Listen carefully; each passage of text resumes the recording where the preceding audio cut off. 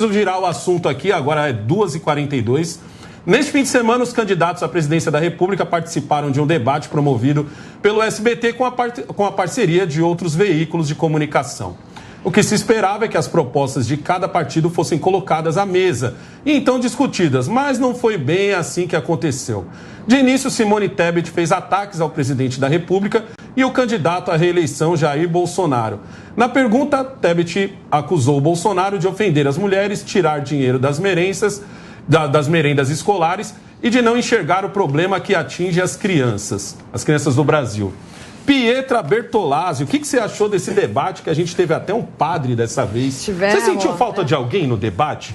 Faltou alguém para você? Sentiu? Olha, eu acho, não, verdade seja dita, acho que foi a primeira vez também que todo mundo num debate concordou com algo, né? Todo mundo na saída, depois eu vi o pós, né, debate, os jornalistas falando com os participantes, todos criticando veementemente a ausência do Lula, falando o quão antidemocrático é ele não ter ido, ele não ter participado e não ter dado a chance das pessoas, né, terem uma resposta em relação aos questionamentos. Então, mas voltando à questão do debate, assim, né? Por onde começar, né? Assim, por onde começar? É tanta coisa. Bom, a participação do padre foi maravilhosa. Ele deu um cala-boca, assim, na Simone e na Soraya, né? Que essas duas, realmente, eu costumo... Fez perguntas que o Bolsonaro deveria ter feito, hein? O padre? Você acha que ele estava lá? Do aborto mesmo, essa tinha que ser com o Bolsonaro. Mas o padre também ele vai falar a respeito de quê, né? Porque o Bolsonaro já tem que falar sobre economia, sobre o que ele tem feito no governo, sobre pauta de segurança. Então o padre, é natural que ele acabe ficando um pouco com as pautas ideológicas, né? E ele desbancou a Simone quando ele fala: você se diz uma católica, uma cristã, como é que você é uma feminista que defende o aborto? Ah, mas tem o meu feminismo, ela respondeu. E aí fica clara toda a ignorância, né, de uma candidata eu vou à querer voltar isso com você do de Brasil. Novo, sobre isso aí. A gente volta a hora que você quiser. Mas voltar. Ela e a Soraya são duas vergonhas, né? Você vê a representatividade feminina, porque tem que ter mulher. Se a gente depender dessas duas mulheres para representar a política feminina no Brasil, eu prefiro ficar só com homem, porque elas estão passando muita vergonha. Você não se sente representada por elas? Veja, de jeito nenhum, pelo amor de Deus. Que vergonha dessas duas mulheres, falando, né, definindo impropérios, falando com totais contradições, imputando falsos crimes ao presidente. Nós estamos usando uma retórica muito, muito desesperada, muito dissimulada para chamar atenção de alguma forma. Né? Parece que elas não têm... Por que elas não falam dos feitos dela enquanto parlamentares? Exato. Elas não trouxeram em nenhum momento alguma duas coisa... senadoras. Exatamente. Elas não trouxeram nada que elas tenham feito de bom, né, enquanto senadoras. Então só ficam atacando o presidente, mostrando uma completa ignorância sobre qual é o poder do legislativo, do executivo. Mostrando não, porque elas não são tão burras, né? Elas fazem muitas acusações retóricas, né, perguntas retóricas, para tentar dissimular e fazer com que a plateia compre a delas. Mas graças a Deus a gente está no momento onde as pessoas estão um pouco mais informadas. Vou tocar a bola agora para o nosso anti-horário aqui da mesa. Em 2018, não vou nem ler, de cara essa aqui, Opa, de cara pra você ver. Aqui é o Negão, tio. É o Negão, tio.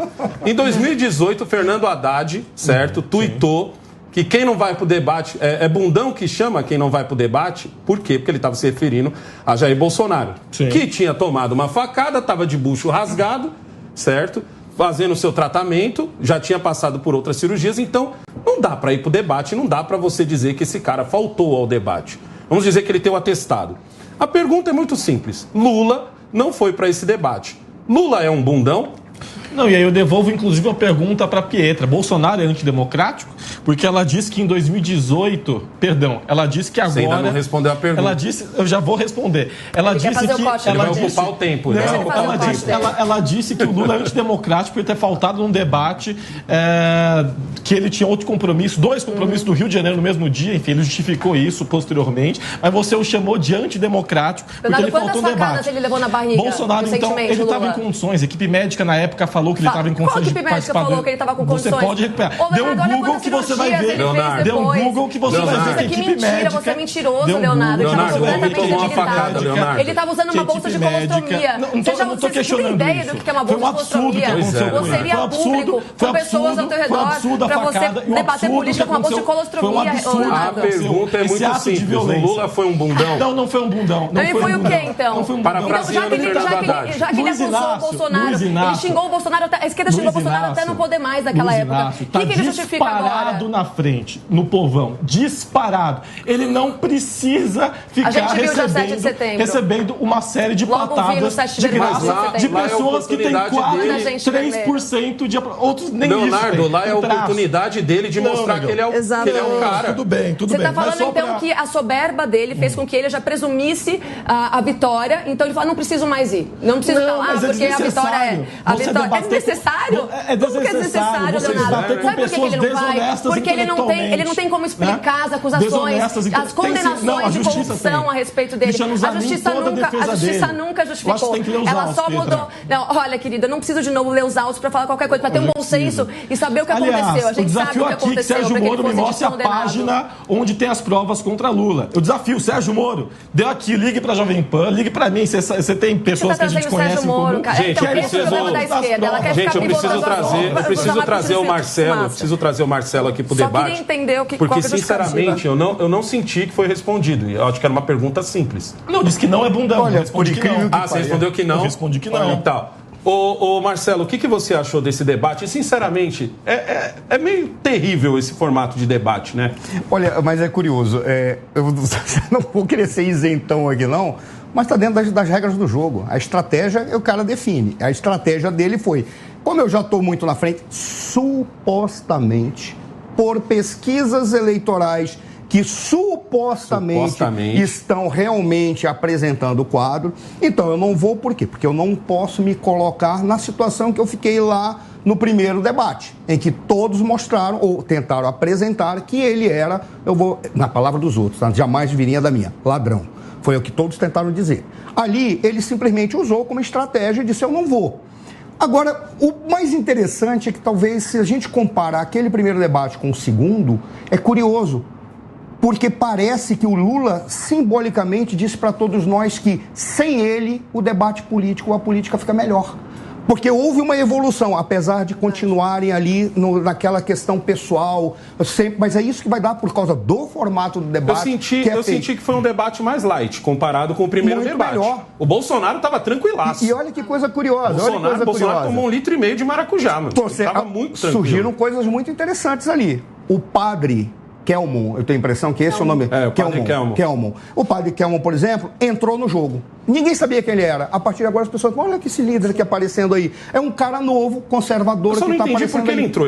Ele entra porque o Lula não foi? Não, ele entrou no lugar do Roberto Jefferson. Não, mas digo assim, normalmente a regra não é quem está melhor colocado. Mas é que no caso pelo fato do Lula não estar, Não, ele entrou por conta da representação partidária. Exatamente. A legislação brasileira estabelece que todos os partidos que têm ao menos 5 deputados federais eleitos têm um direito. Então não é baseado nas pesquisas? Não, é representação. Então ele já devia estar no último. Ele não teve no último porque ainda era Roberto Jefferson. Era o Roberto Jefferson, que agora foi afastado. Então ele veio na representação. E ele veio ali, essa foi uma boa novidade. E ele veio e já foi dizendo, a partir de agora são 5 contra 2. Então vocês vão ter que jogar muito melhor do que jogaram da última vez. Outra coisa, vocês viram o discurso do Ciro. O discurso do Ciro é retilíneo. Exato. É lógico. O discurso do Ciro é muito lógico. E inclusive o Ciro praticamente disse, olha que coisa curiosa. O que nós temos são 3 grupos. Nós não temos esquerda contra direita. Isso tu tem que ficar atento, viu, Leonardo? Nós temos o Deep State, que é um conjunto de marginais que tomaram conta do Brasil. É isso. Isso é suprapartidário, que voltaram, mas a grande maioria é de esquerda. Nós temos um grupelho de pessoas que não estão nem aí para o Brasil, estão preocupadas apenas com seu status político, com a sua liderança, entre aspas, para ficar lá, que é aquele grupo que se diz terceira via, que não existe. Exato. E nós temos um governo que está tomando pancada de todos os lados, não é santo, não estou dizendo que seja, mas que está tentando mostrar que precisa ter um corte no processo histórico. O que o Ciro falou? Ele disse assim, o negócio é o seguinte, eu estou vendo o futuro. E o futuro está dizendo que se esse Deep State voltar, com todos os instrumentos que tinha, porque ele já está atuando pelas instituições, nós vamos quebrar o Brasil e vai precisar de uma esquerda nova. É o que o Ciro está apontando lá. O que está faltando é a direita dizer, nós estamos corporificados num grupo que também vai se contrapor esse Deep State se ele voltar. Ou então nós vamos dar continuidade nas transformações. Hoje em dia eu vejo essa direita que você acabou de falar resumida ao Bolsonaro. Ela está resumida ao Olha Bolsonaro. que coisa curiosa. Soraya Tronic se apresentou ali, ela nunca disse isso, mas ela é o quê? Como é que ela existiu? Ela existiu como Bolsoraya. E agora ela pega simplesmente, ela nunca falou isso. Mas eu vi pessoas falando. E agora ela diz o seguinte, ela é uma traidora que as pessoas... Vou jogar aqui o Gregor Osipoff aqui na conversa. Gregor, enquanto o Marcelo estava falando, eu senti que você e o Leonardo deram uma risadinha aqui. Foi bem na parte do terceiro grupo que você estava falando ali, né? É que o Gregor ri das minhas expressões, né? Isso é o quê? Isso é uma coisa... O que foi engraçado para você? Não, é que eu achei bastante contundente essa posição do Marcelo. Agora, a questão do debate, eu achei interessante o debate que tem um efeito novamente mal assessorado do Lula. Eu acho que ele devia ter ido no debate, porque é uma oportunidade da população vê-lo, mas talvez o público que assista não seja o público que vote nele, então talvez não tenha feito diferença. Mas tem um efeito que eu vejo nesse debate, que ele ficou light. Eu acho que todo mundo ficou um pouco preocupado, quem não está na ponta, se vai perder, se vai ter o voto útil, para onde vai. Então acho que todo mundo ficou um pouco assim, vou na boa para não me expor. Exato, eu senti isso daí também. Eu senti que estava todo mundo muito legalzinho. Entendeu? Se não fosse o padre... Até o Ciro estava legalzinho. Se não fosse o padre, eu acho que não teria dado o pimenta nenhum. Fora o Cirinho Paz e Amor estava maravilhoso. Gerou certa não xingou ninguém, não brigou com ninguém, né? Mas eu acho o contrário. Você vê um conluio ali entre a Simone, a Soraya e a... Não, elas foram pra cima pro Bolsonaro com tudo. Com aquela retórica babaca. Você não acha que elas querem mais se mostrar do que atacar o Bolsonaro? Elas querem aparecer. Mais aparecer mas elas são instrumentos também da esquerda, né? Elas se dizem, a terceira via, não tem terceira via, elas são uma terceira via da esquerda, da própria esquerda. E elas mais ajudam para que o Lula volte do que qualquer outra coisa. Mas eles estão claramente ali juntos. Agora, o Dávila, ele que antes estava atacando mais o Bolsonaro, tomou uma postura um pouco mais tranquila, porque ele de fato defende tudo que o Bolsonaro defende, né? Que é menos Estado, que é armamento, que é toda essa, né, o anti-aborto e tal. Mas ele tá entendendo que no último debate ele ficou meio estranho ele não pegar o Lula em várias vezes que o Lula levantou bola para ele. Então, mas esse é o problema. Lula deu várias vaciladas quando era ele e o Dávila. Ficou esquisito pro Dávila não cortar a bola no Lula. O problema do novo é o caciquismo do Amoedo ainda, né? Querendo ou não, existe essa a cultura do sapateirizado do Amoedo. O cara, por mais que ele seja da direita, como o Dávila, você tem que seguir uma série de critérios do Partido Novo, que a gente sabe que é muito contundente, vou falar assim para não falar ditatorial, né? Enquanto aos seus candidatos. Se você não segue aquela cartilha do Novo, você é expulso do partido. Isso aconteceu com vários personagens da direita, com o Sabará, com várias pessoas. Mas, então ele tem que seguir uma cartilha ali, ele tem que subir essa coisa meio centrão para não desagradar o seu grande cacique, que é o Amoedo. Mas ele sabe muito bem que ele não pode ficar nem babando o ovo e nem xingando o Bolsonaro.